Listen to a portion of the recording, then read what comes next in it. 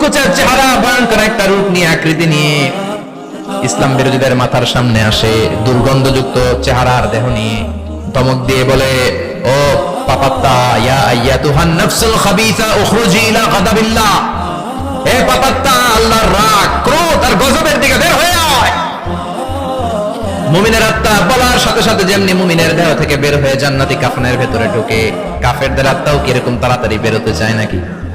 কাফেরদের আত্মা বেরোতে চায় না, ডানে দৌড়, বায়ে দৌড়, সামনে দৌড়, পেছনে দৌড়, দৌড়াদৌড়ি করে।